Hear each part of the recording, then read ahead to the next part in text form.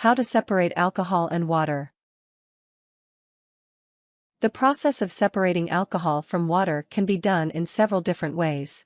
The most familiar method is through heating the blended liquid. Since alcohol has a lower boiling temperature than water, it will rapidly become steam.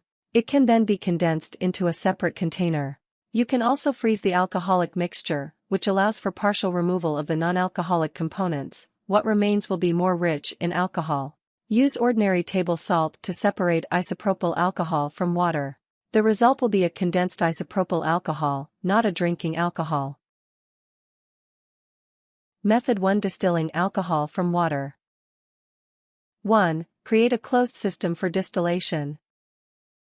The most simple distillation system uses a round, bottomed glass flask, or boiling flask, a condensing unit, and a second glass container for the separated liquid. Using a fractional or fractionating column inserted between the boiling flask and the condensing unit is recommended for separating alcohol and water. The simple distillation system requires the two liquids have a large difference in boiling points. The simple distillation system uses less heat and is easier to set up, but provides less accuracy in separating alcohol from water. Another word for the closed distillation system is a still, which is derived from the word distillation. 2. Heat the alcoholic water mix in the round, bottomed flask. The boiling point of water is 100 Celsius, and the boiling point of alcohol is 78 Celsius. Thus, alcohol evaporates into steam quicker than water. Use a heat source whose temperature can be quickly raised or lowered, such as a heating mantle. You can also use a standard propane or electric heating source. 3. Insert a fractionating column into the mouth of the flask. The fractionating column is a straight glass cylinder lined with metal rings, or glass or plastic beads. These rings or beads help trap the less volatile gases at the lower levels of the column. As the vapor rises from the distilling liquid, only the most volatile liquid rises to the top.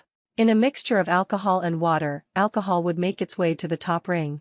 Insert a thermometer to gauge the temperature of the gases inside the system. 4. Allow the vapor to cool and condense. As the vapor makes its way into the condensing column, it will be in a cooler setting. Being in this cooler place, it will revert into liquid, i.e., condense. As the vapor condenses to liquid, it will become heavier.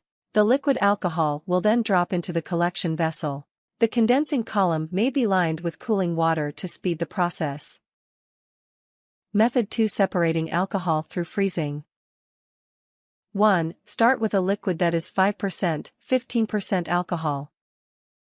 You'll need a container that can be safely frozen and thawed, and a place, either a freezer or outdoor temperatures, that are below 0 degrees Celsius. This method relies upon the different freezing temperatures of alcohol and water, much as heat distillation relies upon different boiling temperatures.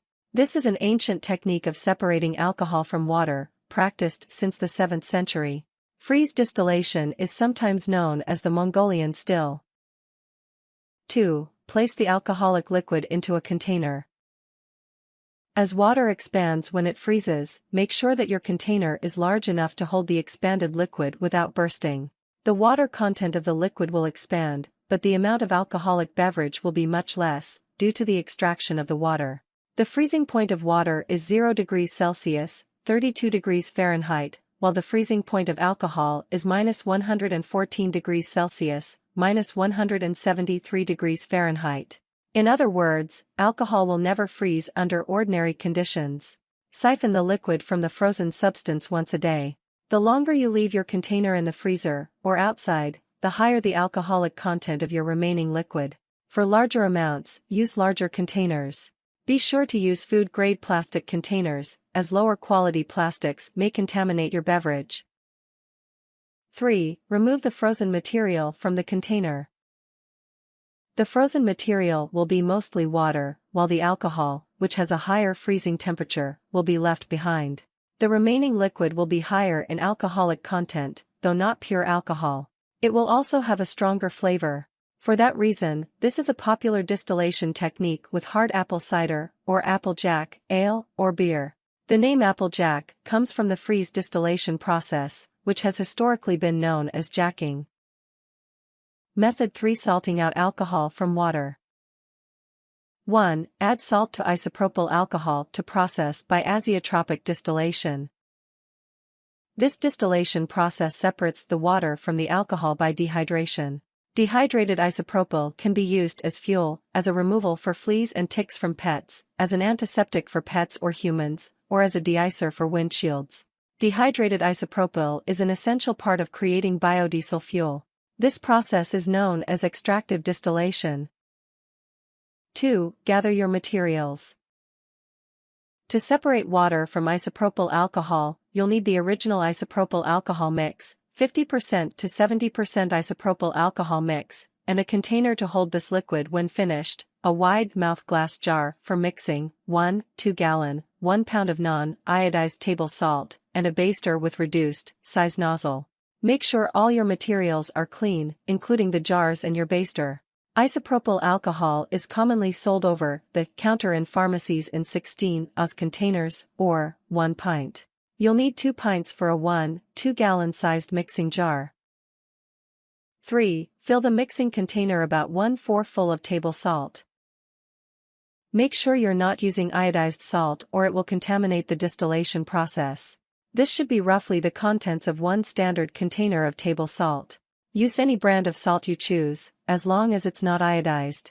You may use any amount of alcohol and salt you like, as long as it follows the ratio of 4 parts liquid to 1 part salt. 4. Add the alcohol to the mixing jar and shake well. Your mixing jar should be about 3/4 full with the isopropyl alcohol and salt mixture. If it's any fuller than that, it may not have room for the expansion that will occur when salt mixes with alcohol. Make sure your lid is well fastened before shaking. Watch to make sure salt is well combined with liquid before ceasing to shake. 5. Allow gravity to separate the contents of the mixture. It will take 15-30 minutes for the salt to settle to the bottom of the jar. The liquid rising to the top will be higher in alcohol. This is the dehydrated isopropyl alcohol. Don't allow the 2 layers to remix. When you open the jar, do so very carefully to prevent excess shaking. Excess shaking will disturb the salty contents at the bottom of the jar and require you to repeat the distillation process. 6. Use the baster to extract the distilled alcohol from the top of the mixing jar. Have your receiving container nearby, already labeled as distilled isopropyl alcohol. The baster can be used very gently to remove 1 small bit at a time from the mixing container. Be careful not to shake, pour or tilt the mixing jar as you remove the distilled alcohol. Warnings. Home distillation is still illegal in many states. Check your local laws for more information on the legality of distilling alcohol in your region. Isopropyl alcohol is not a drinking alcohol. It is for topical use, or fuel use. A lethal dose of isopropyl alcohol is around 8 ounces, or 1 cup.